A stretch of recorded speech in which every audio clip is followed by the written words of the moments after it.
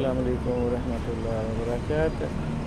الصلاۃ والسلام علیکہ یا رسول اللہ، الصلاۃ والسلام علیکہ یا حبیب اللہ، الصلاۃ والسلام علیکہ یا خاتم النبیین۔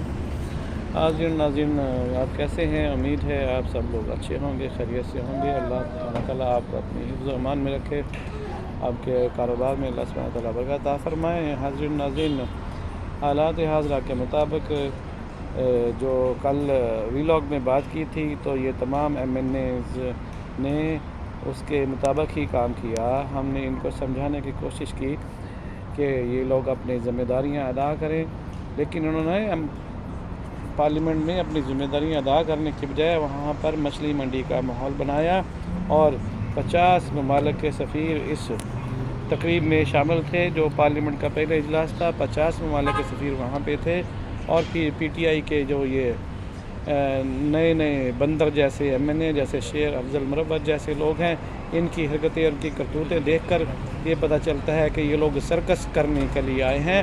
یہ لوگ عوام کی خدمت کے لیے اور پاکستان کی خدمت کے لیے پولیٹکس میں نہیں آئے۔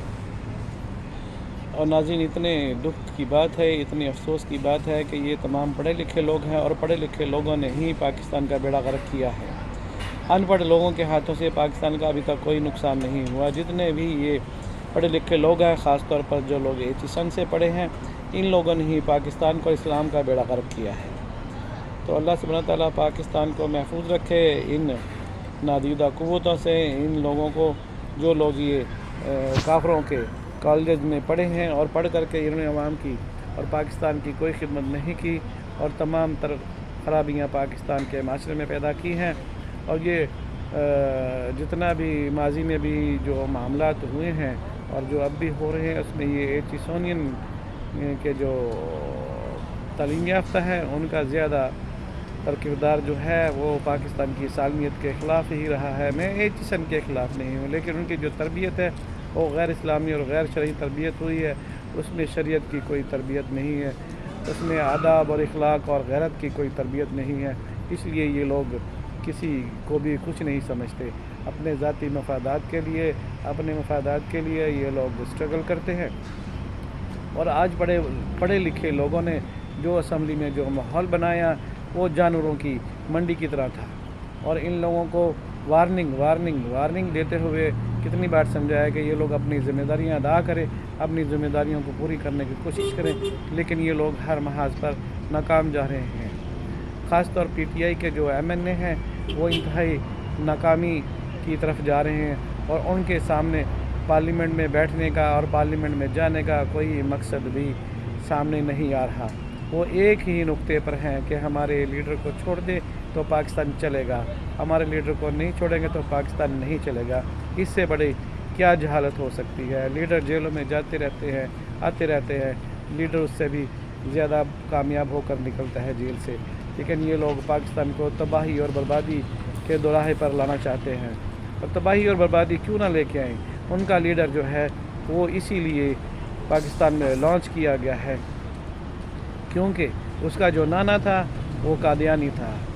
عمران خان کا نانا قادیانی تھا، اس کی ماں قادیانی ہے، اور قادیانیوں کو پاکستان کی سلطنت نے جب سے کافر اور مرتد قرار دیا ہے، غیر مسلم قرار دیا ہے، تب سے یہ لوگ پاکستان کی سالمیت کے در پہ ہیں، اور آخر کار یہ لوگ اس برانڈ کو لے کر آئے ہیں عمران خان کو، اور ان کے اوپر ان کی جو انویسٹمنٹ ہے وہ لاکھوں اور کروڑوں ڈالرز میں ہے، اور وہ لوگ صرف اور صرف پاکستان کی تباہی اور بربادی اور اس کو بالکل ہی گڑھا میں دھکیلنے کے لیے کام کر رہے ہیں۔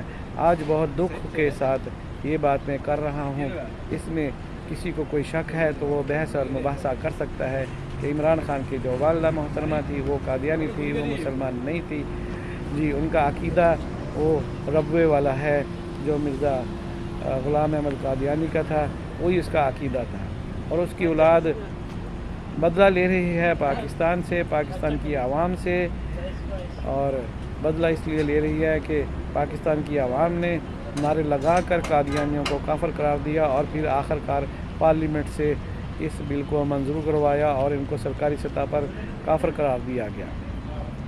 تو اس کی اولاد آج اس چیز کا بدلہ لے رہی ہے پاکستان سے پاکستان کی معیشت سے، پاکستان کے حالات سے، پاکستان کے لوگوں سے ان کا اور کوئی مشن ہی سامنے نظر نہیں آ رہا۔ اور جو لوگ دیدہ دانستہ طور پر یا جیسے بھی ان کو سپورٹ کر رہے ہیں، ان کو جو سپورٹ کر رہے ہیں، دیکھیں وہ پاکستان کی بربادی کے لیے کام کر رہے ہیں آبادی نظر میں۔ ان کو اس بات کی سمجھ نہیں آ رہی، ان کو صرف اور صرف قومی اسمبلی کا ممبر بننے کے لیے اور جیتی ہوئی پارٹی چاہیے، اور ان کو جو ہے اپنے مفادات سے وابستگی ہے، اور پاکستان کے لیے ان کے دل میں کوئی غم نہیں ہے، کوئی درد نہیں ہے۔ اس بات میں کوئی شک نہیں ہے کہ عمران خان اپنے باپ اور دادا اور نانا اور نانی اور ماں کے مذہب کا جو بدلہ ہے وہ پاکستان کے عوام سے لے رہا ہے۔ اس کے لیے ڈاکٹر اسرار صاحب نے بھی فرما دیا، ان سے بڑا مدبر پاکستان میں کوئی نہیں ہے۔ حکیم سعید صاحب نے بھی یہی فرمایا تھا کہ یہ قادیانیوں نے اس کو لانچ کیا ہے، تو ان سے بڑا مدبر بھی پاکستان میں کوئی نہیں آیا۔ اور ان دونوں کے جو ساتھ انہوں نے سلوک کیا، پھر وہ سمیع الحق حقانی صاحب تھے، انہوں نے بھی اس کو بھرپور طریقے سے ہائی لائٹ کیا، تو آخر کار ان کو قتل کروا دیا گیا۔ حکیم سعید صاحب کو بھی جو گورنر تھے سندھ کے، ان کو بھی قتل کروایا گیا۔ اس کے پس پردہ میں یہ قادیانی لوگ ہی تھے، اور یہ انتہائی گھٹیا حرکتیں جو ہیں وہ اس مذہبی فرقے نے، جو کافر ہیں، انہوں نے کروائی ہیں۔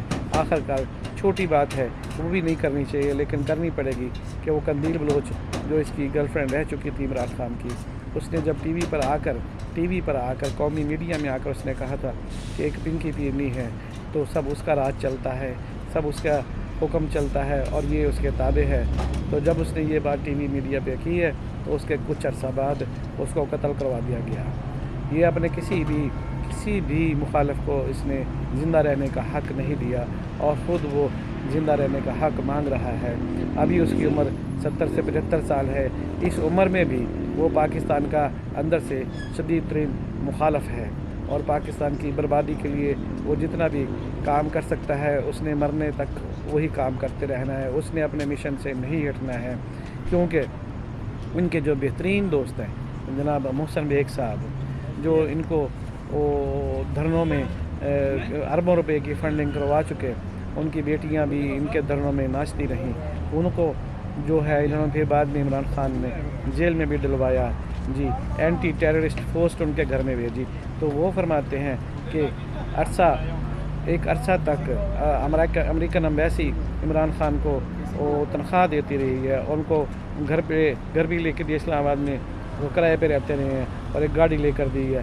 تو اس طرح عمران خان سب سے پہلے امریکی پے رول پہ رہا، ابھی یہ ڈرامے کر کے تو پھر جناب جی یہ مسلمانوں کا ہمدرد بننے کے لیے اس نے بہت ڈرامے کیے ہیں، بہت جتن کیے ہیں، اور بیچارے مسلمان اس لارنس آف عربیہ کو سمجھنے میں قاصر ہیں۔ اور آج بھی پاکستان کی جو نئی نسل ہے، جس کو کہ اسلامی معاشرہ کا، اخلاق کا اور غیرت کا سبق نہیں پڑھایا جاتا، اور اسلامی شعار نہیں سکھائے جاتے، علماء کرام سے وہ محبت نہیں کرتے، ماں باپ کی عزت نہیں کرتے، وہ طبقہ زیادہ سے زیادہ ان کو ووٹ ڈالنے کے لیے بےقرار رہتا ہے۔ امید ہے یہ سلسلہ میری طرف سے چلتا رہے گا، اور انکشاف پر انکشاف میں کرتے جاؤں گا انشاءاللہ۔ اللہ آپ سب کو بات سمجھنے کی اور مجھے بات سمجھانے کی توفیق عطا فرمائے۔ پاکستان زندہ باد، پاکستان پائندہ باد، اسلام زندہ باد، اسلام پائندہ باد۔